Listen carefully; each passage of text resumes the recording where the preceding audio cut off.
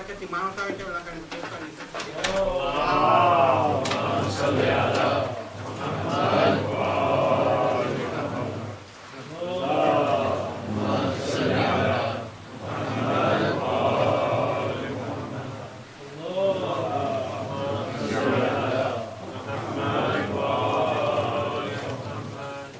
नारे तकबीर,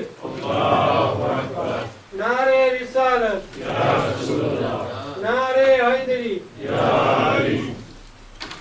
जो जर से है बेजार अबू जर वो है, दिल जिसका है काबू में दिलावर वो है, अल्लाह को नापसंद है खुद बनी तोड़े जो ये आए ना सिकंदर वो है। सलवात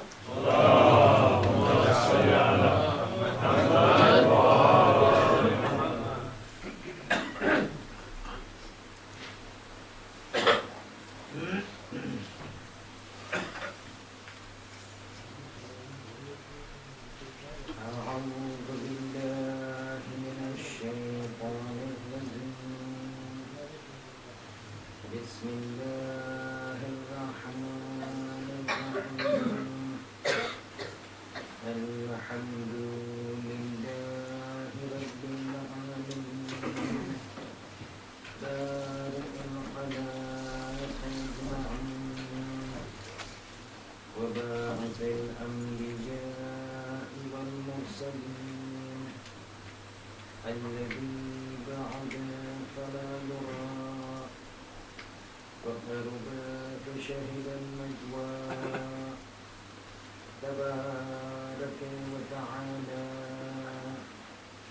ثم الصلاة والسلام والتحية والإكرام على خاتم النبيين وسيد المرسلين والشفيع المذنبين الرسول المؤيد والنبي الممجد المصطفى الأمجد أبي القاسم محمد اللهم صل على محمد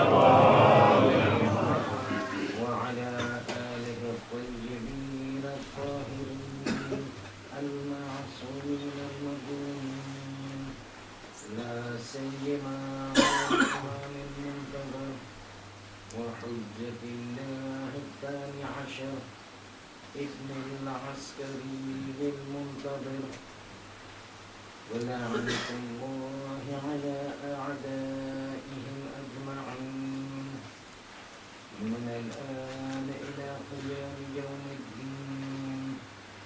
أما بعد فإن الله الصادق العليم قال في كتابه الكريم بسم الله الرحمن الرحيم الحمد لله رب العالمين. صلوات اللهم صل على محمد وعلى محمد. السلام عليكم ورحمة الله وبركاته. وعليكم السلام ورحمة الله وبركاته. Before I start and the issue slips out of my mind, there is a request for the recitation of Amma Yujibul for two individuals, one Brother Ghulam Ali Bandari and the second the father of Sister Sheila Bhallu. Let us join our hands and pray to Allah subhanahu wa ta'ala with the recitation of 5 times Amma Yujibul and seek the early recovery of these two individuals. Bismillahirrahmanirrahim. Amma Yujibul Mustarra idha da'a wa yakshifu as-su'. Amma Yujibul Mustarra idha da'a wa yakshifu as-su'. Amma Yujibul Mustarra idha da'a wa yakshifu as-su'. Amma Yujibul Mustarra idha da'a wa yakshifu as-su'. Amma Yujibul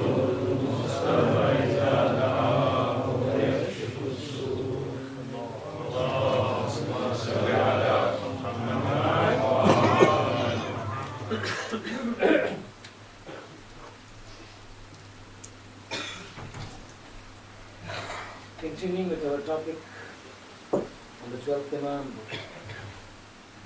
and it is apparently, as I had feared at the start of the series,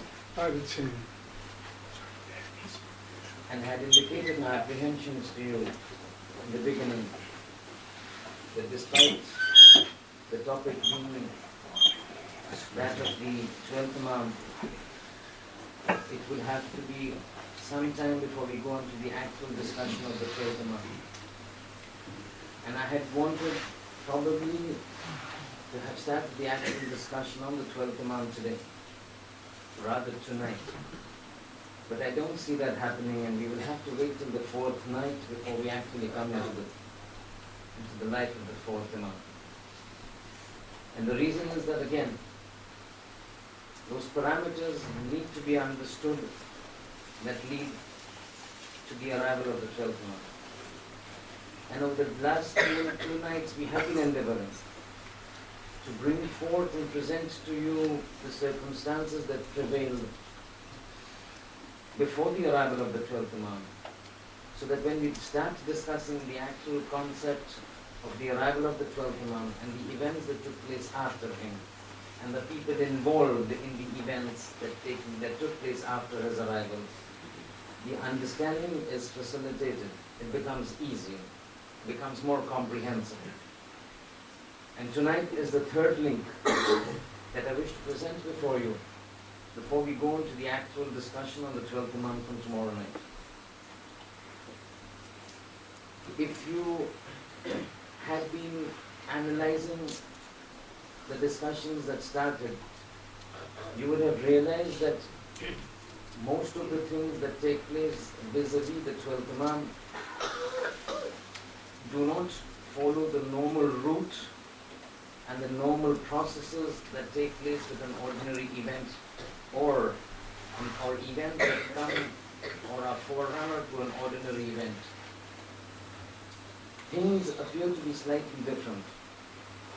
And you will see as we discuss a little portion of last night, I want to add a couple of points, and the entire discussion of today and approximately the entire discussion of tomorrow, you would see that those things that are associated with the 12th Imam do not follow a normal process.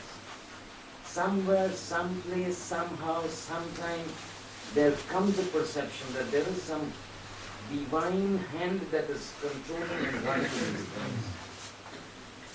And it cannot be more clear than tonight's lecture, and inshallah tomorrow night's lecture, as to how God, when He wants something to take place, makes it happen. And then you've got numerous verses of the Holy Quran that say the time will come when this religion of mine will become fire, will become dominant over everything in this world. At times He says, وَلَوْ كَرِهَ الْكَافِرُونَ.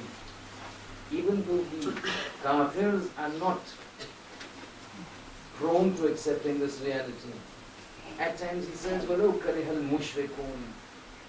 That means the idolaters and the idol worshippers may not be too comfortable with this idea, may be averse to this idea that this religion of Islam would then be the prevailing religion. But Allah says that does not concern me. What concerns me is my plan that I have got for this universe, and this is what I'm going to implement. People may like it, people may not like it, but this is bound to happen. And this exactly becomes so important when it comes to the concept of the 12th Imam, that it has been repeatedly stated to us, and it has been repeatedly emphasized to us, that the arrival of the 12th Imam does not need your presence. It is you who needs his presence. And I might explain this point with an incident tomorrow, not today. Because today there is something very important that I need to complete it today. In view of the seminar that we are having, I will not be extending my lecture very enormously. And I have to finish it within that time what I have decided. Otherwise I cannot transfer it for the next day. So let me just go back to last evening, what we had discussed about the 11th. What we have understood is that in anticipation of the arrival of the 12th, in view of the various traditions of the Holy Prophet, and the Imams about the arrival of the 12, the ruling machinery, the oppressive machinery, the tyrannical machinery that ruled at that time made efforts to ensure every possible means to make sure that this 12th does not arrive. And in order to make sure that the 12th does not arrive, these people resorted almost to the same kind of mechanisms that we see a parallel in history.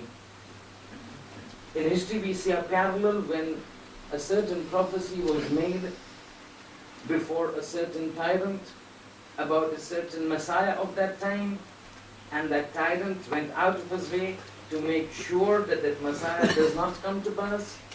But then God says He's fa'alun lima yurid. He does what He wants. The Messiah did come to pass, despite all the efforts of the tyrant. Very simple to understand. The time of Fir'aun and Musa. Fir'aun was prophesied.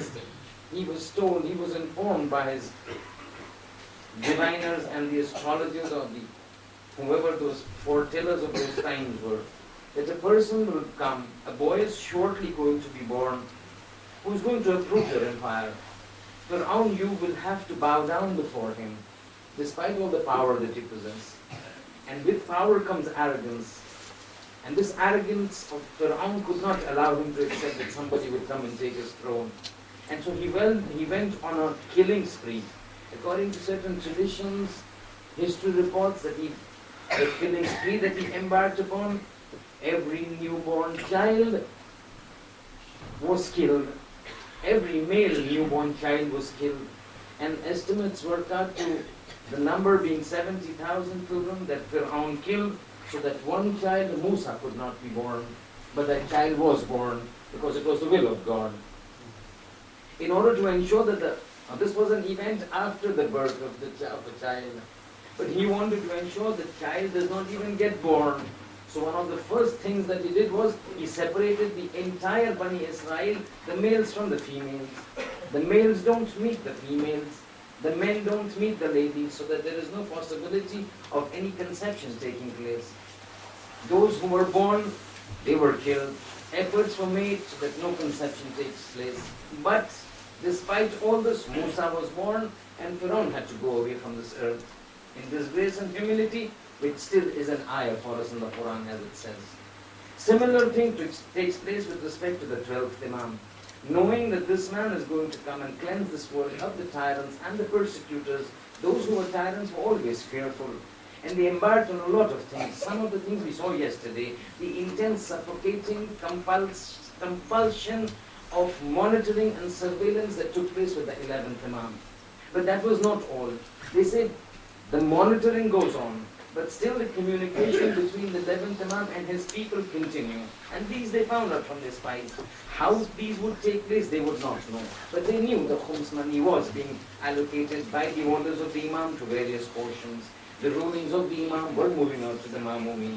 So they said the best thing would be to get rid of this personality of Imam Askari alayhi salam. This is what Fir'aun did. Once he found that he had to be absolutely sure that Musa is not born, he had to kill people. He had to kill the children. Here they wanted to make sure that they tried all their best. 6 years of Imamat, Imam's 3 years in the prison. On and off, on and off, on and off.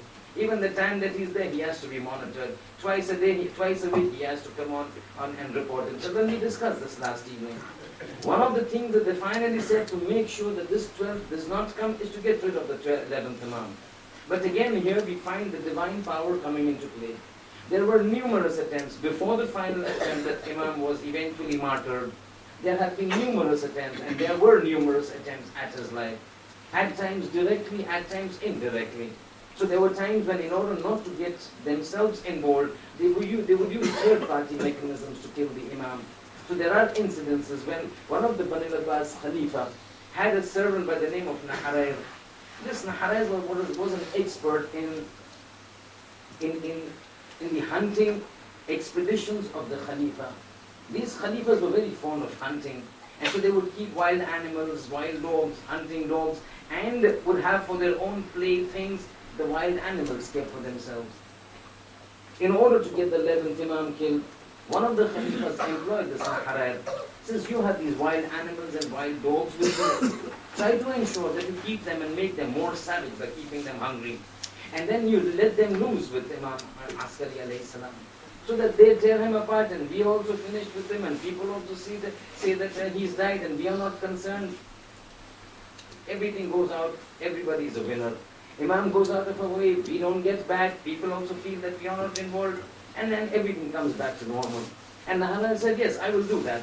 And he managed to get those wild animals absolutely ferocious and savage, by keeping them hungry for several days, making them absolutely aggravated by continuous beatings and punishments. And upon certain pretext, he comes and he puts the Imam inside the places where they are there, and he moves out, wanting to come back after some time, and assuming that when he comes back, the Imam would be torn to pieces and shreds. And returns, what does he see? Contrary to his expectations, contrary to what he had wanted, contrary to what he had expected, he is seeing Imam in a state of prayers, and all these wild, ferocious animals, kept for days hungry, would have torn anybody to shreds, are now sitting beside the Imam like pet cats.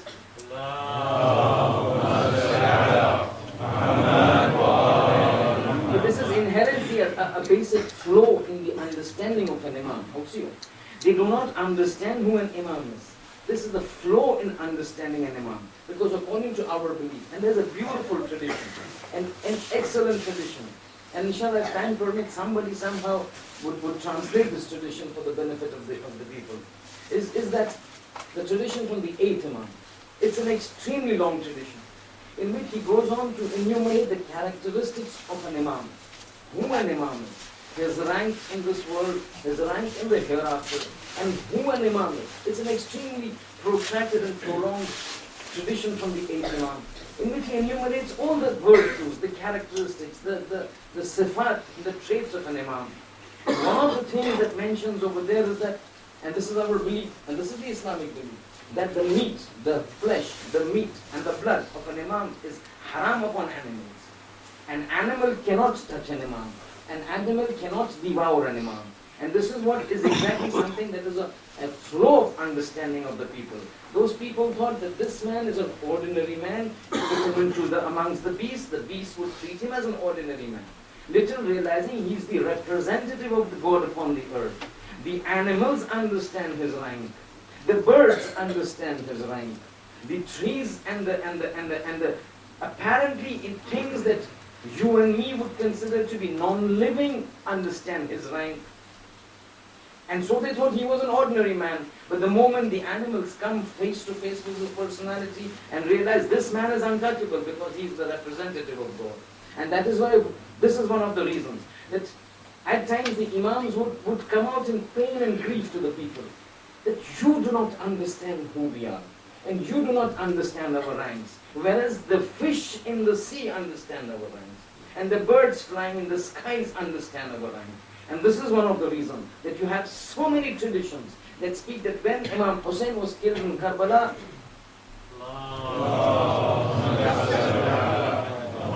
when Imam Hussain was killed in Karbala,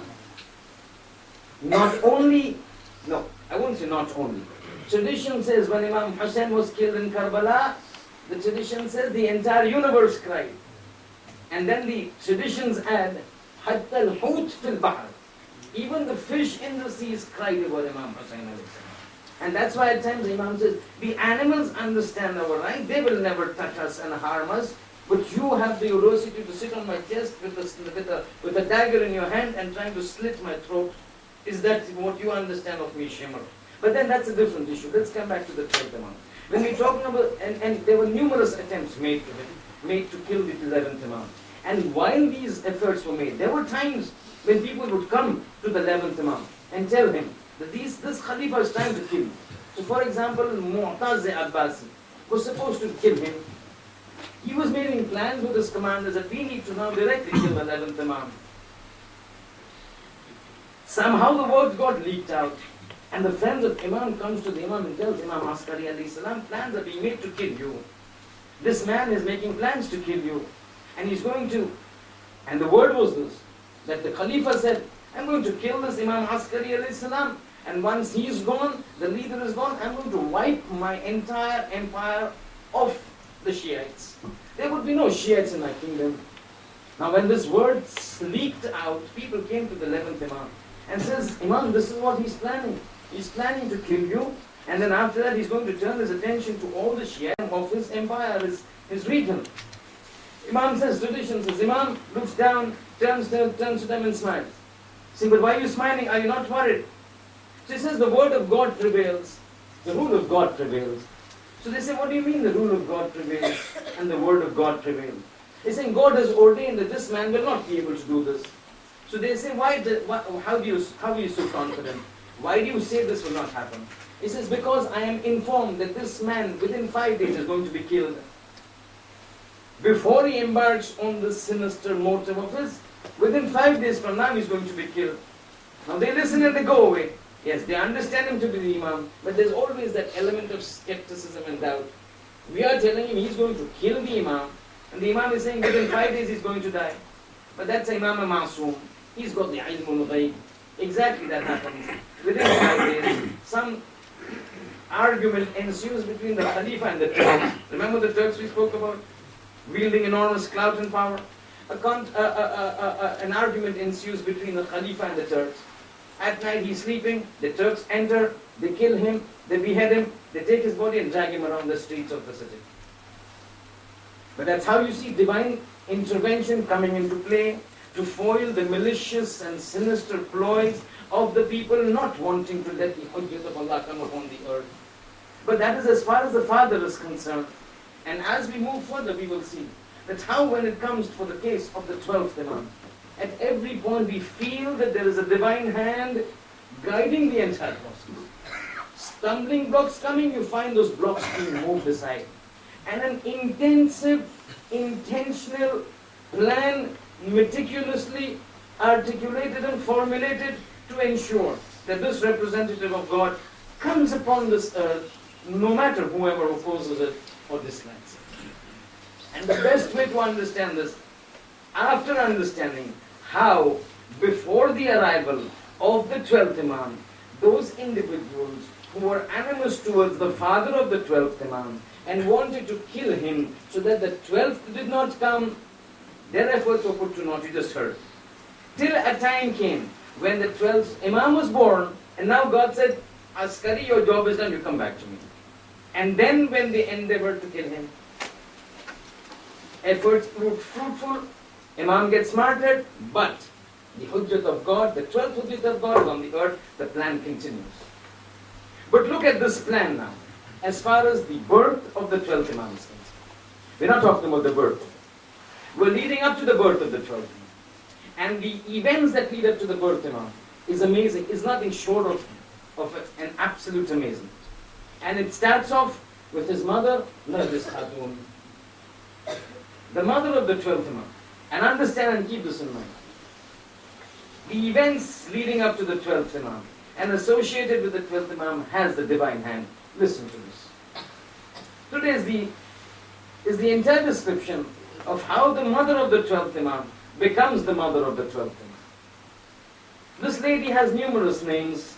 This personality, holy personality, has numerous names. One is called Sawsan, she's also called Haditha, but the common name that all of us knows is Bibi Nargis Khatun, the mother of the 12th Imam. But the way in which this holy lady was selected to become the mother of the 12th Imam is extremely interesting. This tradition I'm going to narrate, it's a long tradition.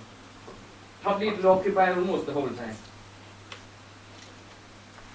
Starts off by a narrator by the name of Bishr ibn Sulaiman al-Nakhasi. Now Bishr ibn Sulaiman al-Nakhasi comes from the lineage of an extremely Jalilul Qadr companion of the Holy Prophet by the name of Abu Ayyub Ansari. Abu Ayyub Ansari was the companion of the Holy Prophet when the Holy Prophet was alive. A Jalilul Qadr, an extremely sincere, an extremely loyal companion of the Holy Prophet. And he was regarded as one of those core individuals who was always with the Prophet. The Prophet trusted him, entrusted him with important work. Right now his qabr is in Istanbul, Turkey. This Bishr ibn Sulaiman is from the lineage of Abu Ayyub Ansari. But that is his lineage. Lineage doesn't count, and you will see in the 6th or the 7th lecture, the lineage doesn't count. It is a person's own performance that makes him or breaks him. This Bishr himself was a man of great piety and uprightness and taqwa and honesty and sadaqat and good iman and belief of the wilayat. And he was amongst the very close companions of the 10th and the 11th Imam. Both Imam Hadi alayhi salam and Imam Askari alayhi salam. Both of these Imams took him to their companion. Now, you have to understand that for all the Imams, without any exception, who's a companion basically? A companion is a person who associates with an Imam or a Ma'soom. That is called a companion, a Sahaba. One who associates, who's talked, who's met, who's been in the presence of a Ma'soom, whether it is a Holy Prophet or the 11th Imam, is called a companion. All the companions were not of the same level. Just as all the students in a class cannot be of the same level. All the companions were not of the same level. Not of the same level of taqwa. Not of the same level of ma'arifah. Not of the same level of comprehension. Not of the same level of understanding. They varied. And the Imams have an approach when they talk to people. أُمِرْنَا أَن نُكَلِّمَ النَّاسَ عَلَىٰ قَدْرِ عُقُولِهِمْ. This is a tradition from the Prophet. Somebody comes and tells the Prophet, you talk with him in this manner, but you talk with this other person in another manner. The Prophet says, we have been ordained by God that when we talk to the people, we talk to them in the measure of their understanding. So we only talk to them in a measure that that person can understand. We will not go beyond that level of his understanding, because he will not be able to grasp what is something becoming very clear to us, but of a very high level of nature of understanding. This man is a normal man. He is just a simple man. I cannot bombard him with those high level of ma'arifah. So I will talk to him on a very low level, just so that he understands. But when I have an intellectual person before him, I will raise my level of talk. أُمِرْنَا أَن نُكَلِّمَ النَّاسَ عَلَىٰ قَدْرِ عُقُولِهِمْ. We talk to the people based on their level of understanding. Now, this is exactly what it is. The companions of the Imams were of various levels. Certain companions, the Imams, because of their immense love towards the Imams or the Masumeen, their loyalty, their diligence and their sincerity, and their ma'arifat and level of understanding, they came to become of the core group of the Imams. And this core group would be given things, informed of things, given and informed of the mysteries that prevailed in the universe that the others were not privy to, the others were not given to. So for example, Imam Ali alayhi salam, the things that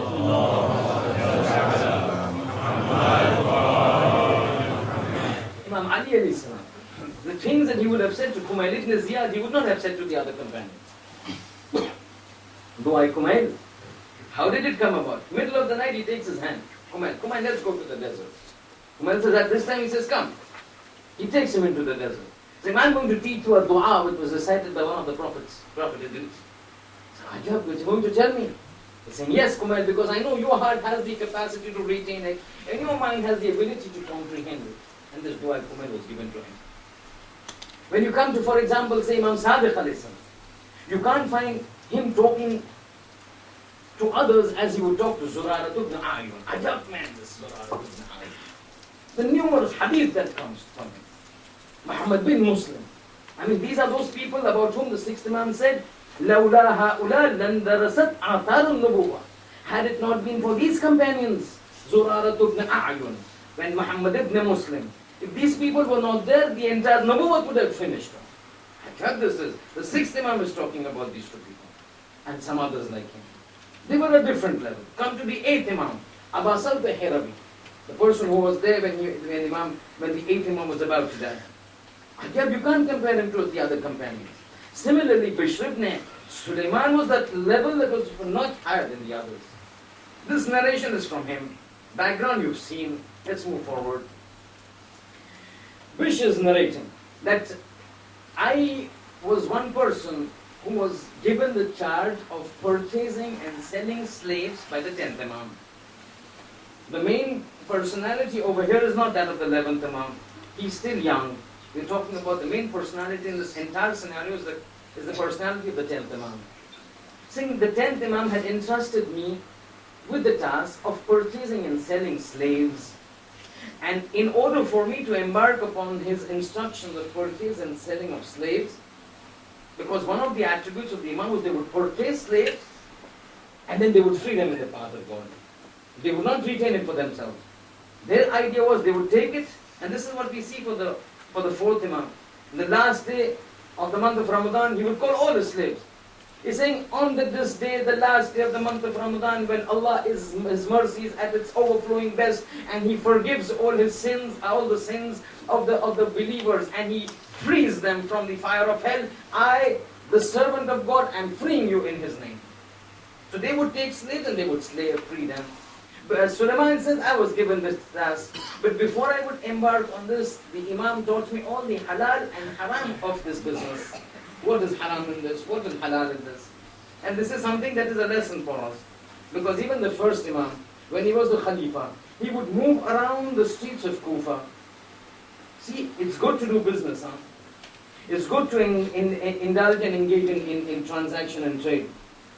But at times, this trade and transaction can lead us to a one-way ticket to hell. Why? Because of this.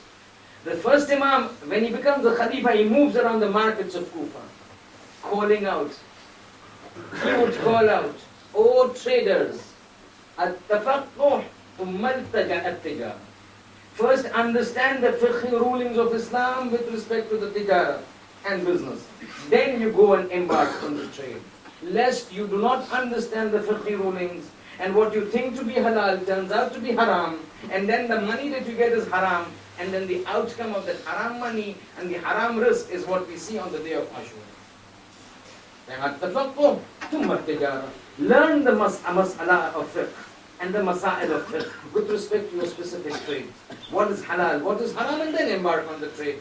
Give me all the halal, haram, and I had become an expert in the purchase of slaves. See, one night, late at night, I was resting, close to an hour, a couple of hours before midnight. Suddenly somebody knocks at my door. And I'm looking at the time, so late, it's very rare that in those olden times you would have somebody visiting at this time unless it was something urgent. So I opened the door. What do I see? I see Kafur. Kafur was one of the slaves in the house of the 10th Imam. See, Kafur, you come here at this time. Everything is okay, the Imam is okay. Saying everything is okay, but the Imam wants to see you now. Say, hi Abbas, you go, I'm coming. Saying, I'm worried. 10 o'clock at night, approximately our time that we're talking about. So late in the night, Imam urgently summoning me. Hope everything is alright. He said, I get dressed, I get out, enter the house and reach the house of the Imam. As I enter the house of the Imam, I see a strange sight. I see the 10th Imam in the house, I see the 11th Imam in the house, and I see Bibi Hakima. Bibi Hakima is the sister of the 10th Imam and the aunt of the 11th Imam and the daughter of the 9th Imam. The sister of the 10th Imam, the aunt of the 11th Imam. The three personalities sitting over there. As I enter, I see them, Bibi Hakima at this time of the night, leaving her house, coming with the 10th Imam and the 11th Imam. My heart began to beat. Is something wrong? And then suddenly the 10th Imam addresses me and calms me down, saying, Bishr, don't worry. We know your lineage and we know you. Your grandfather Abu Ayyub Ansari served our grandfather immensely, and he will reap his rewards. And you are serving us immensely, and you will reap your rewards. But because of your intensity of love and dedication to our family, we want to grace you with a favor nobody else before you has ever been graced with. Are you ready to accept it? So Bishr says, Labbaik ya Mawla. If you're telling me this, why would I say no? What is it? How can I serve it? He says, you need to go to Baghdad. Now this is the incident of Samarra. The 10th Imam, the 11th Imam are in Samarra. So you need to go to Baghdad. And then what do I do there? Imam says, when you go to Baghdad, on a certain date, go go to the bridge of Baghdad, when you go to the bridge of Baghdad, await vessels coming from across the seas into Baghdad. Your identification, your target is a ship that is coming from Rome, carrying the slaves from Rome, the Roman slaves. That is your target. He's saying, okay, what should I do? Imam says, I'm giving you a letter. And he begins to write a letter. He writes the letter in the Roman language. In Roman language, he writes the letter, puts the letter into an envelope or whatever was there at that time and seals it.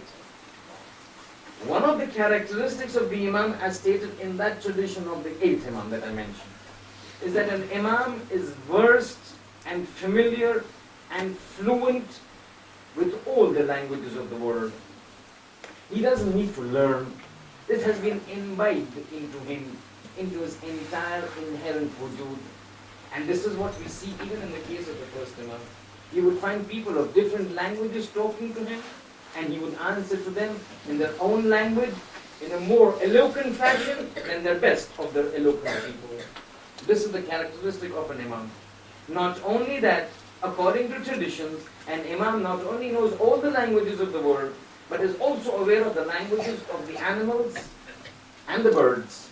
That's a different issue. That's our concept of Imam, a representative of God who represents everything that God has created and is able to communicate with everything that God has created. That is our belief of an Imam. Bishr says, Imam, the 10th Imam, writes a letter in the Roman language, seals it and gives it to me. Along with that, he picks out a sack of dirhams. And it says, Bishr, this contains 220 dirhams, take it. So Bishr takes the letter in one hand, takes the money in the other hand, and he's perplexed. He's saying, Yabna Rasulullah, what am I supposed to do? He says, you will go to Baghdad. When you reach Baghdad, you will wait there. Till on so-and-so date, Imam mentions the date to him, you will go to the bridge of Baghdad. When you go to the bridge of Baghdad, you will see these vessels coming. One of these vessels is coming from Rome, carrying Roman slaves. As they come and they dock, the slave girls will start coming out. I need you to go and pick up one slave girl for myself. One slave girl. But beware, Bishr, how you behave with the slave girl. Because she is no ordinary slave girl. In fact, she is not a slave girl at all. So Bishr is now confused. He's saying, how do I react? What should I do over there? You're giving me, you start off by saying that I'm going to give you a favor that has never been bestowed upon anybody else. Now you want me to get the slave girl? I am apprehensive. How do you want me to react? So Imam says, you wait.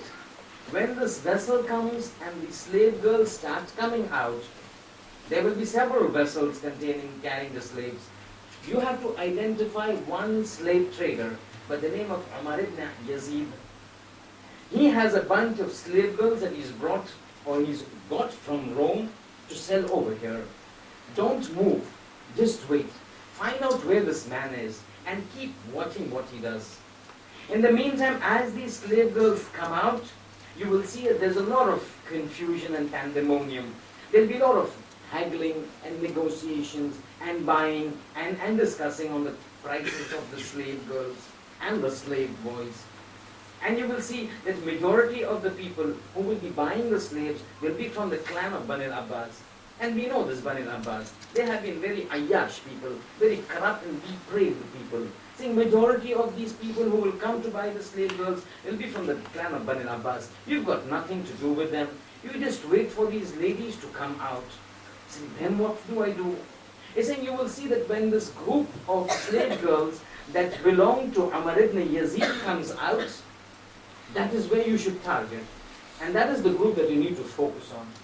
Because there, within that group, you will see amongst the various slave girls, there will be one particular lady who stands out from the rest.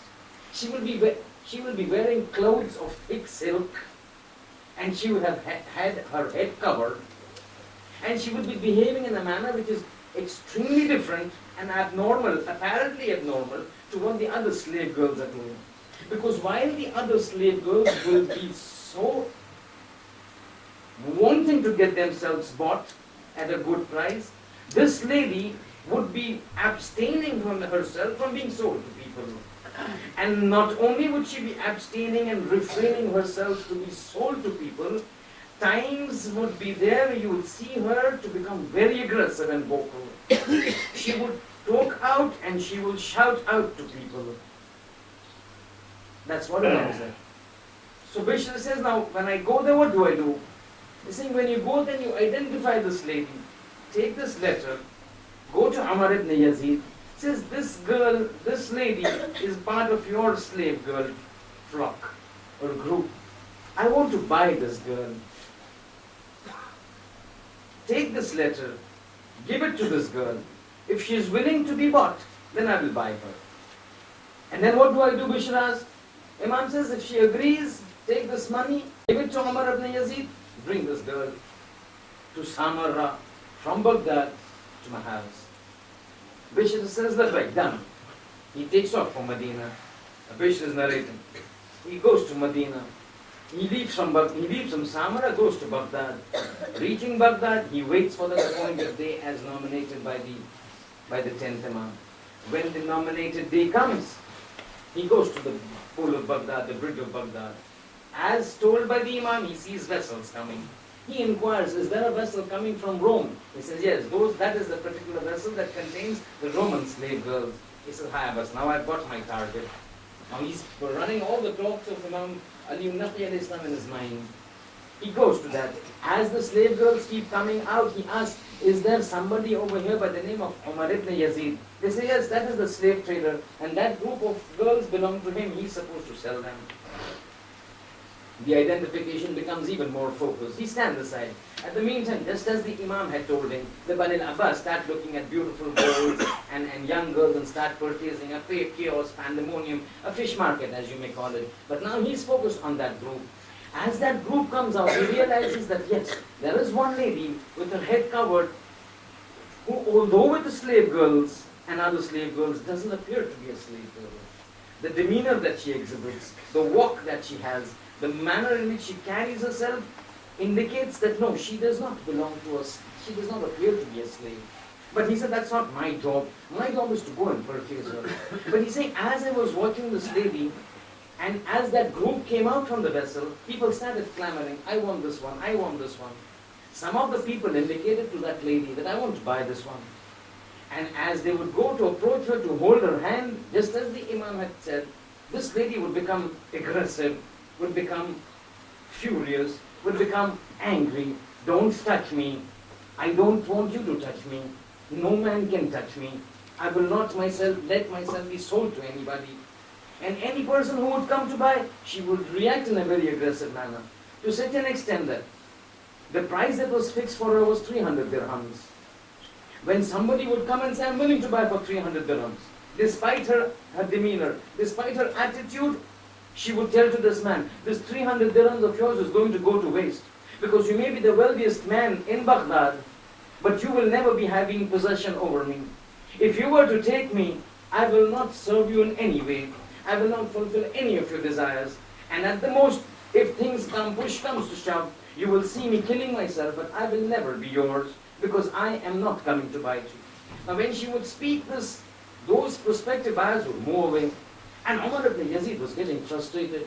I have bought this girl to be sold. She is not willing to be sold. My money is going to go to waste. What do I do with this girl? Bishr ibn Sulaiman said, I was watching all this, and all the characteristics of the lady that the 10th Imam had mentioned, I was noticing in this. So he says, I moved forward to Umar ibn Yazid, and I says, I want to buy this slave girl. Umar ibn Yazid says, you see this lady? You see how she's behaving? You think she will come with you? He says, why don't we try? So he said, I must give it a try. So Bishr says, do me a favor, take this letter, give it to this lady, because that was the instruction from the 10th Imam. Take this letter, give it to that lady. If she reads this letter and agrees to buy, I represent some other person for whom I would be buying her. If she agrees, I will buy her. Umar says, let's try this out. He was getting frustrated. He was seeing his capital going down the drain. So he said, Abbas, let's give her the letter. He takes the letter from Bishr ibn Sulaiman, goes to the lady and says, Abbas, this letter has come for you, take this. Ajab. Bishr says, I was watching the reaction of this lady because I've been watching her for a long time. She appeared to be very aggressive, not letting anybody touch. But the moment the letter came into her hands, she took the letter, she looked at the seal, and tears started to flow down her eyes. She takes that letter, kisses her the letter, and she turns to Umar ibn Yazid and says, this is the only man I will sell myself to. And Umar ibn Yazid, I assure you, should you sell me to somebody other than the owner of this letter, I will kill myself. Now Umar ibn Yazid is very happy, at least somebody this lady is wanting to go to. He says, I was come on, Bishr, take her off. Saying, how much? 300 dirham. Bishr starts negotiating. Negotiating. Eventually the negotiations end at 220 dirham. The exact amount that the 10th Imam had given to him in the sack. He picks up the sack, gives it to Umar ibn Yazid. Umar ibn Yazid said, this girl is yours. He said, it's not mine. I'm a representative of somebody. I'm going to take her to that person. Along the way, this issue finishes off. He says, lady, come. He's saying, I want to go to the owner of this letter, which says, I'm his ghulam, I'm his servant, I'm his companion. I will take you safe and sound to the house of the owner of this letter. He says, let's move quickly. He says, not now. It's late. We will stay over for the night. We will take off a samara. So they go to the hotel, or whatever it was there, for the night for resting. As they're going and as they reach this hotel, this Bishr is watching. This lady constantly takes that letter throughout the way from the ferry or the port or the bridge or whatever you may call it to the place of resting for the night. This lady is holding that letter, kissing that letter, putting it to the head, putting it to the forehead, tears streaming down. And Bishr is looking at it that this girl is coming from Rome. She has not seen the 10th Imam. The letter is the only thing that she knows about the 10th Imam. But such extravagant expression of emotion. He says, lady, tell me, you've never seen this man. But yet you are behaving in such a manner of an effusive overflow and manifestation of emotion. I don't get it. So she says, my friend, no, this is my words. She didn't say my friend. At times you have to use these words metaphorically. She says, oh man, or whatever she may have said, brother, whatever. Saying, listen, you may be living with this man. You may be interacting with this man, the writer of this letter, the author of this letter. You may be saying that you are loyal to him. But my friend, you have not understood his rank. Bishr is surprised. This Roman girl is now starting to teach him about the love of the Imam.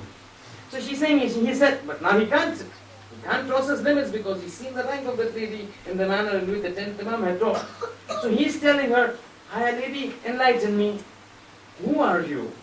And how is it that you've come to exhibit such emotions towards this letter as a symbolic sign of your emotions towards that family?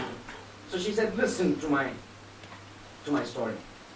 फिर वो एक अपनी दास्तान शुरू कर कहती है, ऐ शख्स सुनो, मैं जो तुम मुझे देख रहे हो खनीज की शक्ल में, मैं खनीज नहीं, मैं मलिक रोम कैसर की ग्रैंड डॉटर हूँ, पोती हूँ, the emperor of Rome.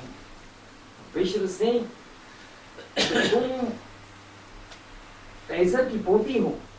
कहती हाँ, मेरी माँ जो है वो शमऊन जो हजरत ईसा अलैहिस्सलाम के वसी थे उनके खानदान से ताल्लुक रखती है, और दूसरे नस्ब से मेरी माँ का खानदान हजरत ईसा के हवारियों तक जाता है.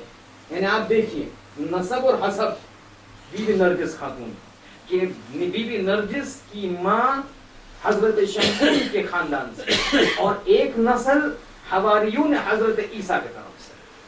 तो बिशर फरमाता है मगर आप ये हालत कैसे हुई, आप आई कैसे हैं? तो कहती है सुनो ये दास्तान, ये तो तुमने सुन चुके कि मैं कोई आम कनीज नहीं, मैं कैसर रोम की बेट पोती हूँ. एक वक्त ऐसे आया कि मेरे दादा ने तय किया कि मेरा इज़्दिवाज हो जाए, मेरी शादी हो जाए, और सबसे बेहतर इंसान जो उसने पाया मेरा कजन यानी मेरे बाप के मेरे चचा के बेटे, मेरे चचा के बेटे के साथ कैसर ने. अब कैसर की अजमत आप सोचिए, this Caesar is the emperor of Rome. उस जमाने में जो 3 अबर कुदरत सुपर पावर्स थी, वो एक ममलकत इस्लामी एक ईरानियों का पर्शियन एम्पायर और एक रोमन एम्पायर।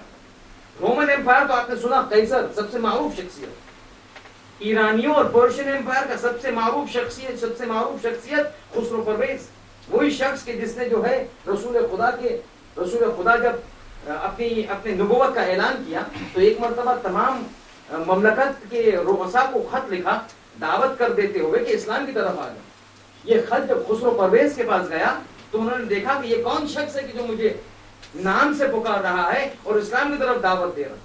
ये कहकर उसने जो है रसूल खुदा का खत को पारा पारा कर दिया।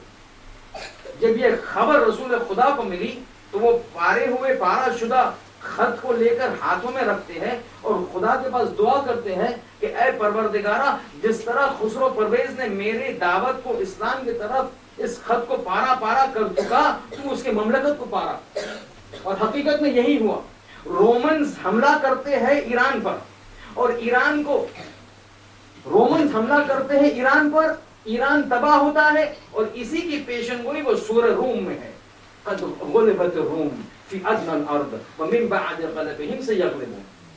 सूरह रूम आप पढ़िए, तफसीर पढ़िए, ट्रांसलेशन पढ़िए, ये उसी चीज की खबर है कि जो है रोम का फना होना ये रसूल खुदा की दुआ का जरिया। अब आप सुनिए कि कहती है कि मेरा दादा जो है उसने एक तय किया कि मेरा इज़्दिवाज मेरे चचाजाद भाई के साथ हो जाए।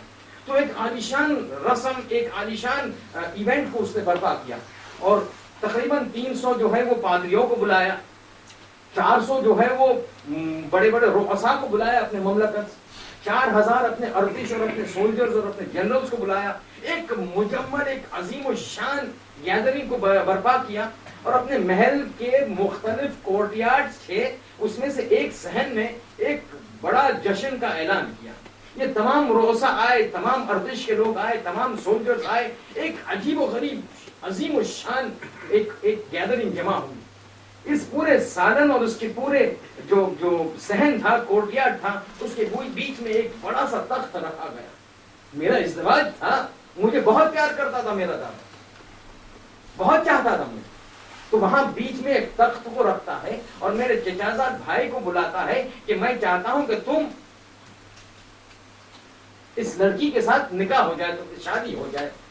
उस वक्त मेरा नाम था मलिका, तो क्या मेरा दादा चाहता था कि मेरे चचाजाद भाई की शादी मलिका के साथ मेरे साथ हो जाए।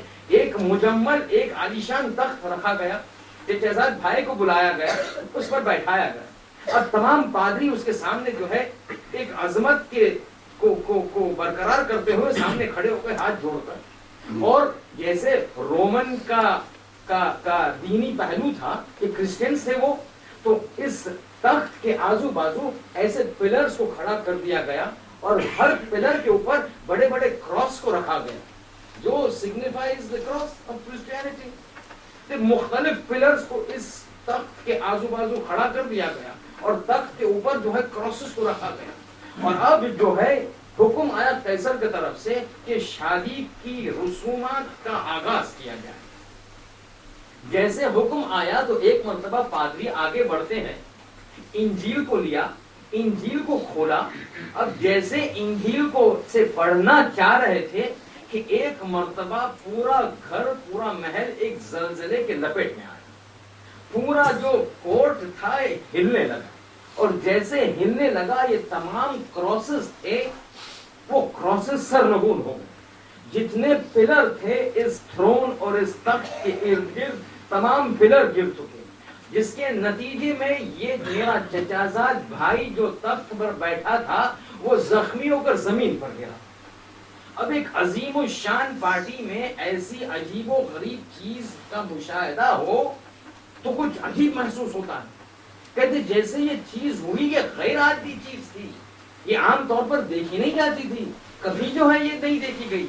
और मेरा दादा कैसर रोमन एम्परर, उसकी ममलकत में उसकी पार्टी में ऐसा होना, वो इस चीज को एक बदशुगन समझने लगा और कहा कि ये छोकरे को हटाओ, ये जो लड़का है जिससे मेरी मलिका की शादी होनी है इसको हटाओ, ये बदशुगन मैं समझ रहा हूं, इसके भाई को बुलाओ। تو ملیکہ کہتی ہے بشر سے کہ وہ لڑکے کو ہٹایا گیا، میرے وہ پہلے کزن کو ہٹایا گیا اور دوسرے کزن جو اسی لڑکے کا بھائی تھا اس کو بلایا گیا کہ اب قیصر کہتا ہے اس پہلے لڑکے سے میں شادی نہیں کروں گا ملیکہ کی، اب یہ اس کے بھائی سے کروں گا۔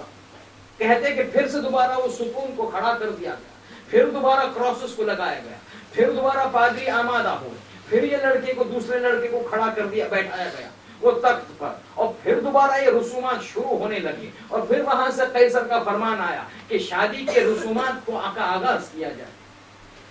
کہتی ہے ملیکہ کہتی ہے، بی بی نرجس کہتی ہے کہ جب دوسری مرتبہ بھی یہ ہوا، جب دوسرے لڑکے کو بیٹھایا گیا اور جب یہ رسومات کا آغاز ہوا، بے عین ہی جیسے پہلے وقت ہوا تھا بے عین ہی دوسرے وقت ہوا، کہ پھر سے جو ہے وہ کراسز گر گئے اور پھر سے ستون گرنے لگے، اور ان ستونوں کے گرنے کی وجہ سے یہ دوسرا لڑکا بھی زخمی ہوا اور اپنے تخت سے نیچے آ گرا۔ اب جب قیصر نے دیکھا کہ 2 مرتبہ یہ عجیب و غریب واقعہ پیش آیا تو بہت پریشان ہو گیا، بہت غمگین ہو گیا۔ یہ ملیکہ کہہ رہی ہیں، بی بی نرگس فرما رہی ہیں کہ میرا دادا بہت پریشان ہو گیا، ایک مرتبہ اپنی اضطراب کی حالت میں اپنے تخت سے اٹھتا ہے اور اپنے کمرے میں چلا جاتا ہے، اور یہ پورا قضیہ ختم ہو گیا۔ سب غمگین، سب پریشان، یہ کیا بات ہے؟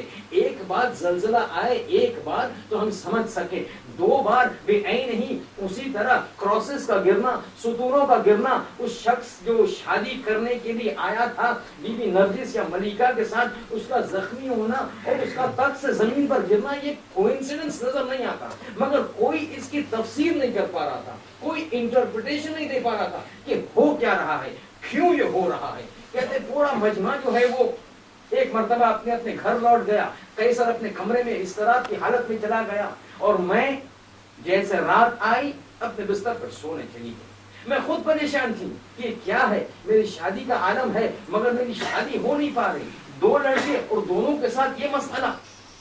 اب میں تو خیر چھوٹی تھی تو میں تو کچھ زیادہ کہہ نہیں سکی، مگر جیسے رات آئی میں اپنے کمرے میں گئی سونے کے۔ جیسے میں سوئی اور میری آنکھ لگی، خواب میں ایک عجیب منظر تھا۔ خواب میں نے دیکھا کہ میرے خواب میں میرے پاس حضرت عیسیٰ آ رہے ہیں، اور حضرت عیسیٰ کے ساتھ حضرت شمعون آ رہے ہیں۔ حضرت شمعون حضرت عیسیٰ کے وسیع، یعنی جب حضرت عیسیٰ آسمان میں بلائے گئے تو دنیا میں اپنی جگہ پر اپنے وسیع کو چھوڑ گئے حضرت شمعون۔ اب میں خواب میں دیکھ رہی ہوں کہ حضرت مسیح آ رہے ہیں۔ اب دیکھیے گا کہ یہ بی بی نرجس بیان کر رہی ہے کہ جب میں ملیکہ تھی، کیونکہ داستان بہت لمبی ہے، جب میں ملیکہ تھی اور اس وقت میں کرسچن تھی تو میں دیکھی حضرت مسیح آ رہے ہیں، حضرت عیسیٰ آ رہے ہیں، ساتھ میں شمعون ہے، اور سب میرے پاس آئے ہیں اور کھڑے ہوئے ہیں۔ ایک مرتبہ جب وہ آ کے سکونت پائے تو کیا دیکھتی ہوں کہ ایک عجیب سواری آسمان سے نازل ہوتی ہے، اور اس سواری میں کچھ افراد ہیں، عجیب افراد، کہ نور ایسا ٹپک رہا ہے کہ جیسے کہ سمجھو کوئی سورج، مختلف سورج نکل آئے ہوں، اور سب یہ سواری آسمان سے آتی ہے، اور جیسے میں جہاں ہوں، حضرت عیسیٰ جہاں ہے، حضرت شمعون جہاں ہے، وہاں یہ سواری آ کے رکتی ہے، اور جیسے یہ سواری رکتی ہے ایک عجیب منظر میں نے دیکھا۔ کہتے میں نے دیکھا کہ یہ حضرت مسیح جس کو ہم جیسے خدا جیسے مانتے تھے، جس کو ہم خدا کا بیٹا مانتے ہیں، اور جس سے بڑھ کر ہم کسی کو نہیں مانتے، ایک مرتبہ حضرت مسیح اپنی جگہ سے جلدی جلدی حرکت کرتے ہیں، اور یہ جو پورا گروہ آنے والا ہے اس میں سب سے زیادہ باوقار ایک شخص آگے بڑھتا ہے، اور حضرت مسیح اس شخص کے پاس جاتے ہیں، ہاتھ کو لیتے ہیں، ہاتھ کا بوسہ لیتے ہیں، گلے لگتے ہیں، کہتے اے میرے بھائی خوش آمدید۔ میں پریشان کہ جس مسیح کو ہم خدا مانتے تھے وہ خود آگے بڑھ کر اس شخص کی اتنی تعظیم کرتا ہے، یہ کون ہے شخص؟ تو پتا چلا کہ ایک مرتبہ حضرت مسیح میرے طرف مخاطب ہو کے کہتے ہیں اے ملیکہ جانتی ہو یہ کون ہے؟ یہ اسلام کے آخری نبی محمد مصطفیٰ صلی اللہ علیہ وآلہ وسلم،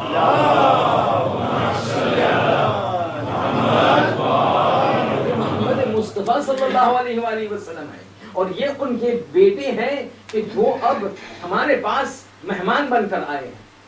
جیسے وہ آئے تو ایک مرتبہ حضرت عیسیٰ پوچھتے ہیں کہ اے سید الانبیاء ہم کیا آپ کی خدمت کر سکتے ہیں؟ تو ایک مرتبہ رسول خدا حضرت عیسیٰ کی طرف مخاطب ہو کے کہتے ہیں کہ اے میرے بھائی عیسیٰ، میں تمہارے وسیع شمعون کی بیٹی کا ہاتھ مانگنے آیا ہوں. تو حضرت عیسیٰ پوچھتے ہیں کن کے لیے، کن کے ساتھ؟ تو حضرت محمد کہتے ہیں کہ میں ملکہ کا ہاتھ اپنے بیٹے عسکری کے لیے مانگنے آیا. I am seeking the hand of Malika for my grandson Askari, and I am going to take the permission of Shamun. کہ آیا حضرت شمعون آپ اجازت دیتے ہیں یا نہیں؟ اب یہ تو ایک فارمیلٹی تھی پوچھنے کی، مگر ایک مرتبہ اگر رسول خدا کوئی چیز کا تقاضا کرے، کیا کوئی ہے کہ جو نہ کہہ سکے؟ ایک مرتبہ یہ سننا تھا اس سے پہلے کہ شمعون کچھ کہتے. ملیکہ کہتی ہیں کہ میں نے دیکھا کہ حضرت عیسیٰ خود شمعون کی طرف مڑتے ہیں اور کہتے ہیں اے شمعون، ایک بہت بڑا افتخار تمہارے پاس آیا ہے، جلدی سے قبول کر لو. حضرت شمعون قبول فرماتے ہیں کہ ہاں میں ملیکہ کا ہاتھ آپ کے فرزند عسکری کے ہاتھ دینے کے لیے تیار ہوں. بس یہ کہنا تھا کہ ایک مرتبہ میں نے نظر پھرائی اور دیکھا تو حضرت امام عسکری علیہ السلام کنارے میں کھڑے تھے.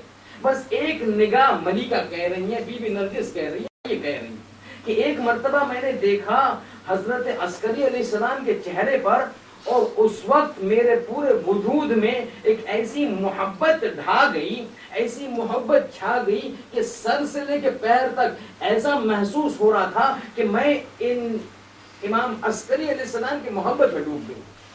یعنی پورا وجود میرا ان کے لیے تقریباً سمجھیے نچھاور ہو چکا. بس یہ ایک لمحہ میں نے دیکھا اور میری آنکھ کھل گئی. اب جب سویرے میری آنکھ کھلی تو ایک عجیب قسم کی کیفیت مجھ پر طاری تھی. جناب ملیکہ بی بی نرگس فرماتی ہے اب اس دن سے نہ مجھے کھانے کو کچھ سوج رہا، نہ پینے کو کچھ سوج رہا، بس میرے ذہن میں صرف امام عسکری علیہ السلام کا چہرہ نظر آتا. اور ہر رات میں سوتی تھی یہ سوچ کر کہ شاید میرے خواب میں آ جائے، مگر امام عسکری میرے خواب میں نہیں آئے. اور اس طرح میں ان کی دیوانی ہو چکی، اتنا لبریز ان کی محبت میرے دل میں آ چکی کہ اب مجھ سے کھایا نہیں گیا، مجھ سے پیا نہیں گیا. یہ منظر 4 دنوں تک چلا. میرا کھانا بند ہو چکا، میرا پانی بند ہو چکا، میں بیمار ہونے لگی، لاغر ہونے لگی. قیصر پریشان، یہ کیا ہو گیا ہے میری ملیکہ کو؟ کیوں نہیں کھاتی، کیوں نہیں پیتی؟ بڑے بڑے اطباءوں کو بلایا گیا، بڑے بڑے ڈاکٹروں کو بلایا گیا کہ ڈاکٹریں آئے اور علاج کرے کہ یہ کیا ماجرا ہے. ڈاکٹر نے آ کے دوائیاں دی مگر کوئی اثر نہیں ہوا. تو ایک مرتبہ قیصر میرے پاس آتا ہے، میرا دادا میرے پاس آتا ہے اور مجھ سے پوچھتا ہے بیٹی یہ کیا حالت ہے، کیا ایسے نہیں ہو سکتا کہ تم ٹھیک ہو سکو؟ تو ملیکہ کہتی ہے میں نے میرے دادا سے کہا کہ مجھے نہیں لگتا کہ میں ٹھیک ہو سکوں، لیکن ہاں اگر تم ایک کام کر سکو تو شاید حضرت عیسیٰ اور بی بی مریم میری مدد کر سکے اور مجھے شفا دے سکے.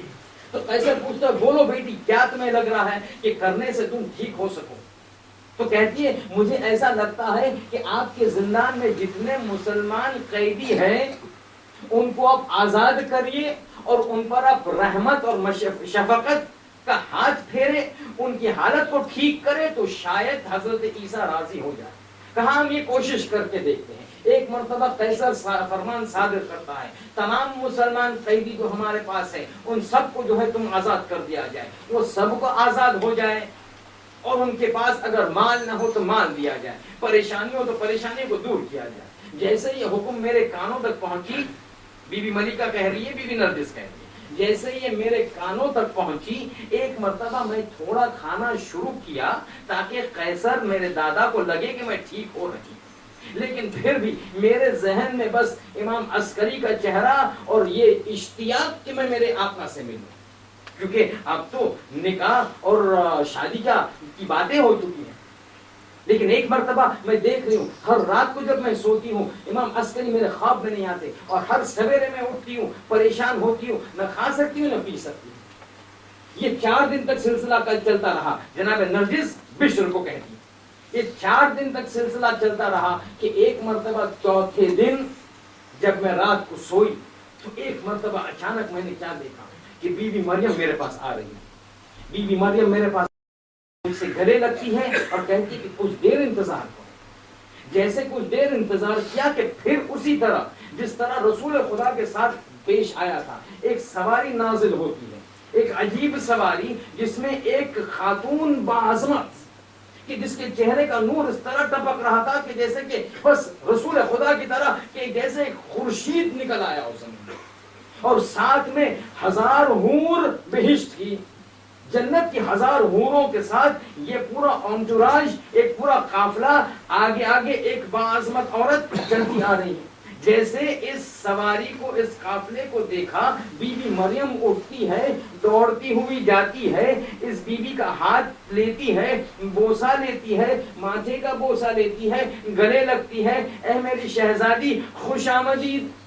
ملکہ کہتی ہے کہ بی بی مریم ہمارے لیے سب سے باعظمت خاتون کائنات میں, مگر یہ بی بی مریم کسی اور کی تعظیم کرتی ہے. یہ کون ہے باوقار خاتون کے جو بی بی مریم ان کی تعظیم کرتی نظر آتی ہے. ایک مرتبہ یہ میرے ذہن میں خیال آیا کہ بی بی مریم میرے طرف متوجہ ہوتی ہے اور کہتی ہے ملکہ تم نے نہیں پہچانا, یہ دختر رسول فاطمہ الزہرا ہے.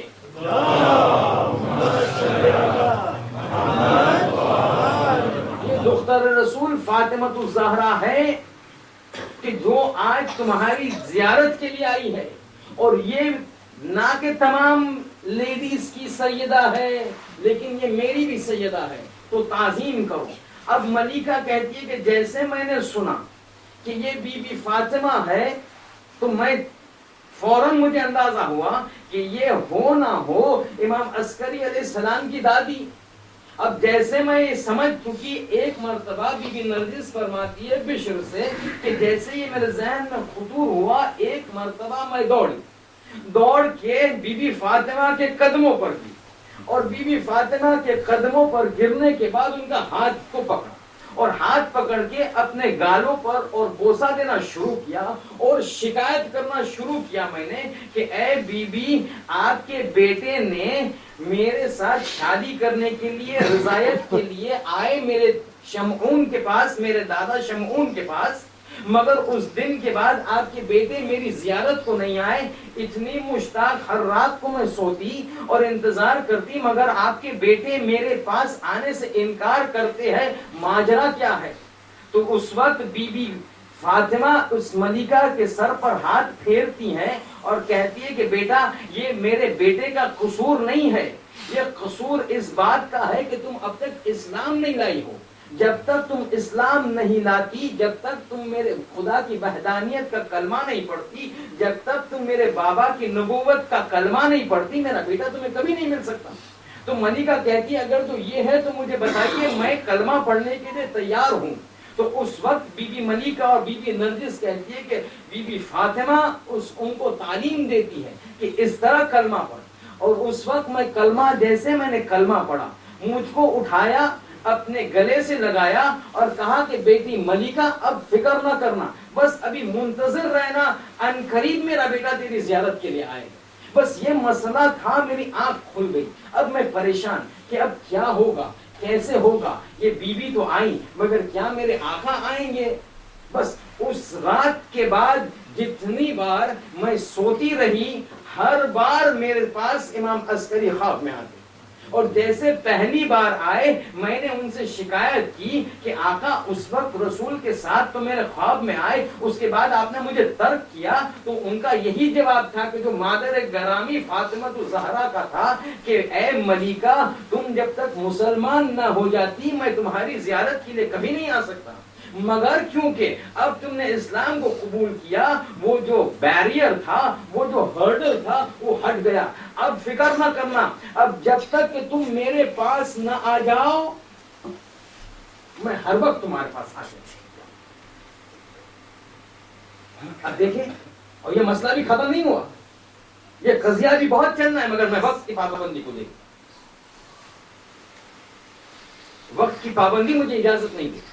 مگر یہاں تک دیکھیے, کیونکہ اب جو مسئلہ آئے گا ایک عجیب و غریب پھیر لیتا, ایک عجیب و غریب سچویشن پیدا ہوتی ہے. اور یہ اسی چیز کی علامت ہے اور اسی چیز کی طرف اشارہ کرتی ہے کہ جب کوئی بہت بڑا منصوبہ، بہت بڑا مشن، بہت بڑا ایونٹ خدا مقرر اور معین کرتا ہے تو اس کی فراہم کرنے کے لیے جو وسائل یوز کرتا ہے وہ ڈیوائن وسائل ہوتے ہیں، میڈیمز ڈیوائن ہوتے ہیں۔ اب آپ سوچئے، یہی خاتون جناب ملیکہ جو بننے والی ہے 12ویں امام کی مادر گرامی، کہاں تھی روم، کہاں ہے سامرا، وہاں کہاں کرسچینٹی، یہاں کہاں کل ایمان، مگر کس طرح خدا کا کارنامہ کہ وہاں سے اس خاتون کو اٹھایا گیا تاکہ بن جائے مادر گرامی قائم آل محمد۔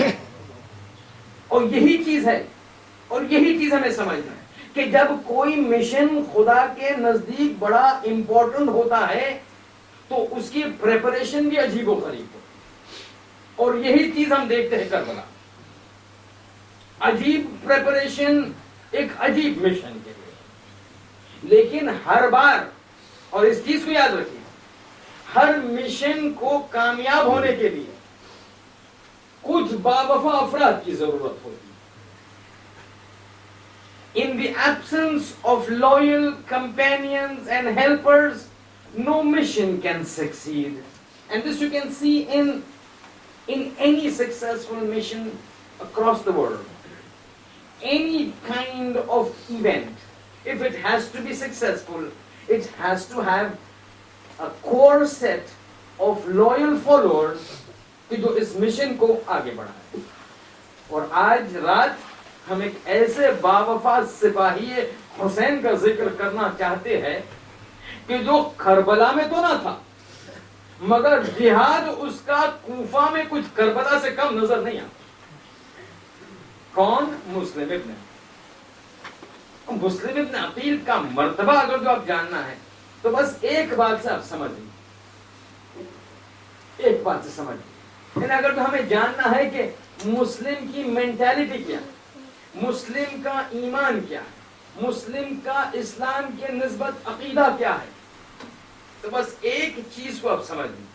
اگر یہ ایک چیز کو انسان سمجھ لیا اور ڈائجسٹ کر لیا تو پھر وہ سمجھ جائے گا کہ مسلم ابن عقیل کی عظمت کیا ہے۔ جب خطوط آنے لگے کوفہ سے امام حسین، اور مختلف خطوط 100-200 نہیں، کچھ روایت بتاتی ہے 8,000، 12,000، 18,000، 30,000، کچھ علماء تو 40,000 کا رقم کی تعداد بھی بیان کرتے، یعنی 40,000، 30,000، 12,000 خطوط کوفہ سے آ رہے تھے کہ اے امام حسین یہاں آ جائیے، ہم آپ کا انتظار کر رہے ہیں، ہم آپ کی پشتیبانی کریں گے، ہم آپ کی مدد کریں گے، یہاں آئیے، حکومت کو لے لیجیے، یزید کے خلاف ہم کھڑے ہو گئے، حکومت مملکت اسلامی آپ کے ہاتھ میں ہوگی، جو امام علی کے ہاتھ سے جب نکل گئی اب آپ کا موقع ہے لے لینے کا، ہم آپ کی مدد کے لیے تیار ہیں۔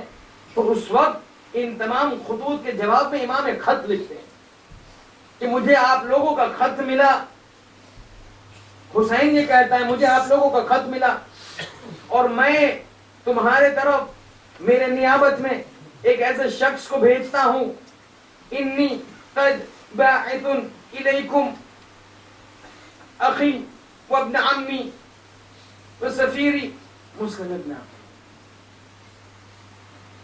دو الفاظ امام نے یوز کیے، عجب الفاظ۔ ہم کہتے ہیں نا سفیر حسین، کہتے میں آپ لوگوں کے پاس میرے بھائی کو بھیج رہا ہوں، میرے چچا زاد بھائی کو بھیج رہا ہوں، سفیر ہے میرا مسلم ابن عقیل۔ اب آپ سوچئے، یہ آپ اور میں نہیں لکھتے کہ یہ میرا بھائی ہے، یہ ایک امام معصوم لکھتا ہے۔ ایک امام معصوم اسی کو بھائی کہے گا کہ جب یہ امام معصوم اس شخص کے تمام وجود کو پہچانتا ہوگا، ان کی مینٹیلٹی کو پہچانتا ہوگا، ان کی آئیڈیالوجی کو پہچانتا ہوگا، جس چیز کے لیے یہ کھڑے ہوئے ہیں جانتے ہیں کہ وہ شخص اسی چیز کے لیے کھڑا ہوگا۔ یہ ہے شخصیت۔ اور جناب مسلم ابن عقیل کی کرامت تو ان کی قبر سے بہت لوگوں نے مشاہدہ کیا۔ خود بندے نے ایک ایسے قضیے کو دیکھا کہ عجیب عظمت ہے مسلم ابن عقیل، عجیب، مگر جب دنیا پلٹتی ہے تو پھر بہت بڑا دھوکہ دیا۔ یہی 12,000 18,000 30,000 کا جو مجمع ایک مرتبہ مسلم کوفہ میں وارد ہوتے، 40,000 لوگ ایک وقت اکارڈنگ ٹو سرٹن ٹریڈیشن مسلم کے ہاتھ بیعت کرتے، اے مسلم وی ول سپورٹ یو اگینسٹ ابن زیاد۔ 40,000 people ان اولڈن ڈیز، پرانے زمانے میں لائلٹی کا ذریعہ بیعت، ہاتھ کو لینا چومنا کہ ہم تمہارے سپورٹر ہیں۔ 40,000 کا مجمع، but that was 24 hours earlier۔ 24 گھنٹے میں ابن زیاد نے کچھ ایسی چال چلی کہ جو 40,000 کا مجمع مسلم کے پیچھے نماز پڑھ رہا تھا، ایک مرتبہ جیسے عشاء کی نماز تمام ہوئی اور مسلم پیچھے مڑ کے دیکھے تو کیا دیکھا کہ کوئی باقی نہ رہا، تمام کوفیاں ایک مرتبہ مسلم کو دگا دے گئے۔ جہاں 40,000 کا مجمع بیعت کر چکا، اب عشاء کی نماز کے بعد کوئی نہ رہا۔ مسلم کوفہ میں، علی کے کوفہ میں آج بے گھر و پناہ لاوارثوں کے طرح ہو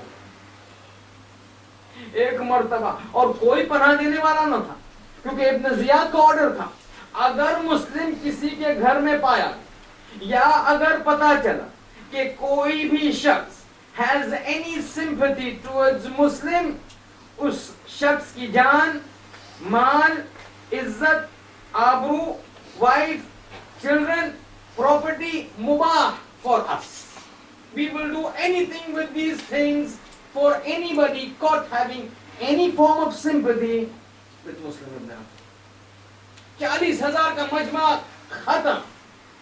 یہ ہے کوفہ، یہ ہے کوفہ رسول کے ساتھ، علی کے ساتھ، یہ ہے کوفہ حسین کے ساتھ۔ اب ایک رات جو آئی، ایک عجیب رات، کیونکہ آپ سمجھ لیجیے گا یہ فقط صرف سپورٹرز نہیں چلے گئے، اس ملی میں، اس کنفیوژن میں اور ایسے جو میں طفلان مسلم بھی مسلم کے پاس نہیں ہے ابھی، نہ بچے ہیں نہ سپورٹرز ہیں، مسلم اکیلے گھوم رہے ہیں، کوئی دروازہ کھولنے کے لیے تیار نہیں۔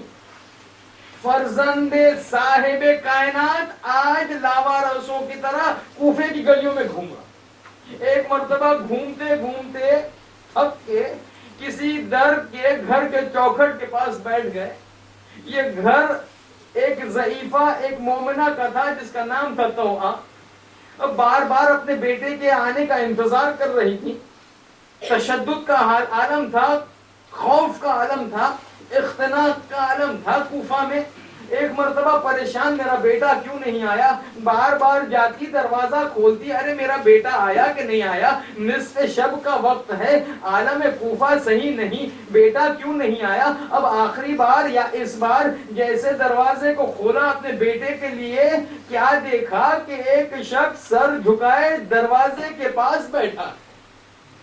اب عجیب و غریب کیفیت، اتنی خوفناک حالت میں کوئی باہر کسی کے گھر پر بیٹھے تو آج چونک گئی، کہتی ہے اے شخص تم یہاں کیوں بیٹھے ہو، یہاں کیوں بیٹھے ہو، اپنے گھر کیوں نہیں جاتے؟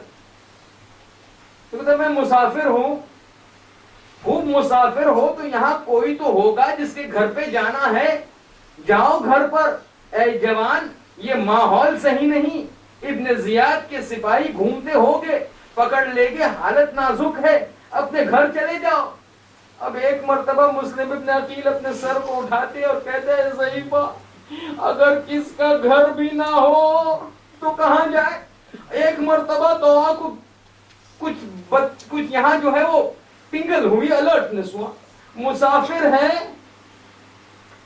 لاوارث ہے، گھر نہیں۔ ایک مرتبہ چوک کے پوچھا کہیں تم مسلم ابن عقیل تو نہیں؟ ارے مسلم ابن عقیل نے سر کو جھکایا، نام انا مسلم ابن عقیل، میں مسلم ابن عقیل ہوں، یہ سننا تھا۔ ایک مرتبہ تو نے ہاتھوں کو جوڑا،